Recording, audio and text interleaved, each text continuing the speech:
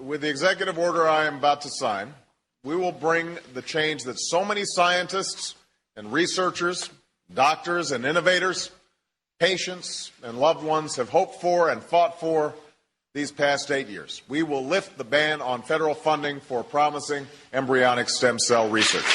Yay! Times, nature allowed us only to have twins or perhaps triplets or so. Today we can create scores, yes, scores of identical individuals. We can manufacture men and women in batches. Think of it. An entire factory staffed with the product of one single egg.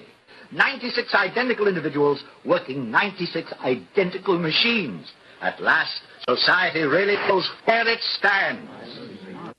Well, we just heard our junior college professor pretending to be president, presenting another one of the codexes of the radical left, which is embryonic stem cell research, when we know that adult stem cell research is perhaps just as viable without the moral ambiguity or moral problems. And we played for you an audio clip from a radio presentation of Brave New World circa 1956. And I will now enter the discussion by telling you that Brave New World was one of my favorite books when I was a younger person. I loved Huxley. In fact, I was so enraptured by Aldous Huxley's work, like everyone else, first reading Brave New World, I said, who is this man that could write such a chilling science fiction novel where babies are no longer born inside a woman's womb, but are made inside a factory? And there are alphas, betas, gammas, and deltas, meaning that the social engineers, the liberal social engineers of the future, did not want the random nature of human birth. They wanted the precise nature of scientific birth, where they could control what type of individual was being made. A certain number of alphas, meaning the highest intelligence, a certain number of betas, a lesser intelligence to do more menial work. And the delta then was interfered with during the embryonic stage in order to make a lesser intelligence so they could do even more menial work. And, of course, the lowest level being the gammas, they had their embryonic fluids, let us say, degenerated by chemicals to such an extent that they were happy doing the dirtiest of work in society. And so there was no longer any social unrest in this scientific vision where there were alphas, betas, gammas, and deltas. And Obama has taken a step along that road, in my opinion, towards this Brave New World of the alpha, beta, gamma, and delta world. Now, we hear it's going to cure this disease and that disease, and we all hope all these diseases eventually find their cures.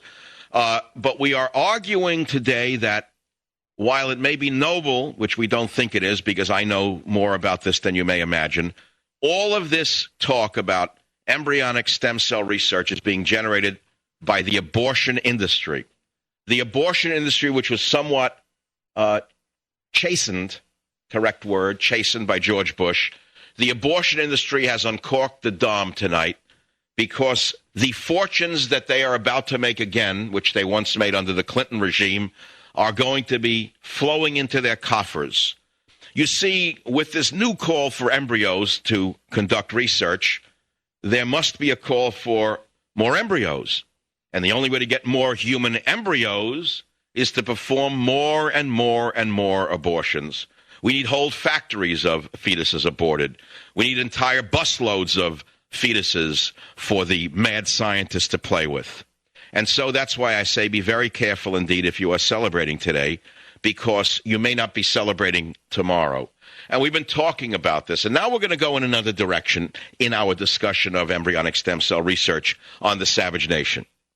I have heard that the entire reason or the entire all of the elements that oppose embryonic stem cell research are fanatics, religious fanatics. You heard a caller in last hour imply that without using the phrase fanatics. But the implication was if it wasn't for those darn Christians who believe in the sanctity of human life, why, we'd have a brave new world.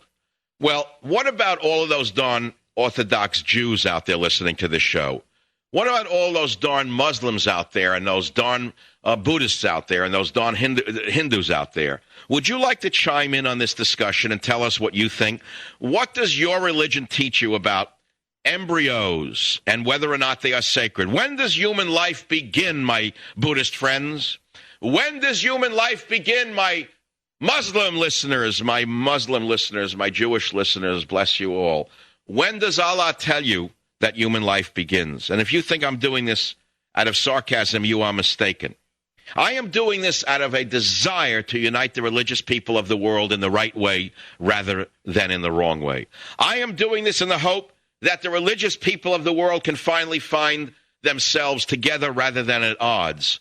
I am doing this in the hope that Muslims and Jews and Christians and Buddhists and Hindus can put down the swords of suspicion and be drawn together in the things that they believe, and drawn together by the things they believe, and drawn together to protect the things they believe in. In the name of God, I beg of you to call this show and tell the world, because you're never going to get another chance in your life to get on a radio show, and tell the world what your religion teaches you about embryos, about abortion, about brave new worlds right now on the Savage Nation.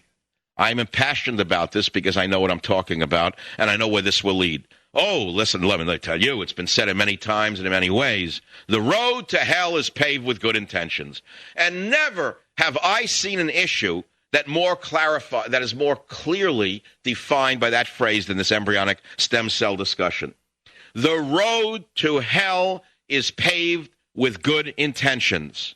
I am not suggesting that all of the people who are cheering today about Obama's executive order, here is a man who's ruling with more executive orders in less than 60 days, is it, than any president in the history of our free country or once free country. Here is a man who thinks he is a dictator who is allowed to, with the stroke of a pen, become a god unto himself. Now, I will go into the psychology of this president of ours, this imposter, in my opinion, the man who still looks extremely uncomfortable and out of place as he boards Air Force One or Marine One. He looks around as though to say, I can't believe I've gotten away with this. Because, ladies and gentlemen, any president who does not believe in the people, as this man apparently does not believe in the people, any president who keeps using the cheap tin slogan of change to sell a radical leftist agenda is not a president, he is a dictator.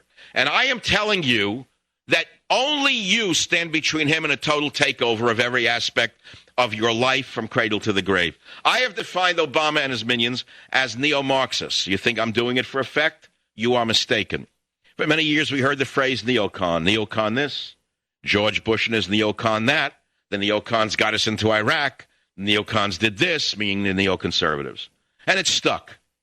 Well, I, Michael Savage, am trying to make the phrase neo-Marxist stick because it is an apt description of this president. He is trying to rule by fiat, which is by decree, not by a democratic process. He didn't ask you to vote on whether or not this is the change you asked for. He says you gave him the power to do whatever he darn pleases. And he says, you want to change? Well, I'll tell you what, I'll take over the banking industry. You want to change by the executive decree and my signature today? We're going to have embryonic stem cell research. What will it be tomorrow, Professor Obama? What else is rattling around in that brain of yours? No one has ever said no to him. I have told you this before. He is perhaps the most dangerous fellow who has ever sat in the White House. I say that because he has never had no said to him. From the time he was a child, the liberal white people, the guilty liberal white people, got on their hands and knees and praised him and have never, ever said a word to him that would make him doubt himself. Watch out for the man who does not doubt himself. Watch out for the man who has never been challenged. Watch out for a president who uses executive orders as though they are emails to a colleague. We are dealing with human life. We are dealing with a fragile democracy, and we are dealing with a crashed economy. It's bad enough that everything he has touched has gone up in smoke. And I will now delineate for you the fact that everything Obama has tried has failed. Shall I begin with the economy? Have any of the bailouts that he has tried worked? No. There's been a downward spiral of the economy with his socialist policies. We read today from articles around the world posted on michaelsavage.com that he has said we have failed in Afghanistan. All of the American men who have died, apparently to Obama, have died for nothing. They've died in vain. He has said the Taliban cannot be defeated. He is now going to negotiate with the Taliban in Afghanistan. He has said that he would eliminate earmarks in any budget. Remember when he was running with his hope and change? He said, I will go through every line item in the budget, and I will rule out any that are earmarked for special interest projects. Well, there's only 7,000. I would say he has an awful lot of work to do, but it's already too late for that. He has failed to bring Kim Jong-il in line in North Korea, and now Kim Jong-il has said if we put up any kind of attempt to stop him from firing a test missile, he will consider it war. The young Professor Obama, with his idealism, his Fabian socialism, has failed on every front in which he has been tried.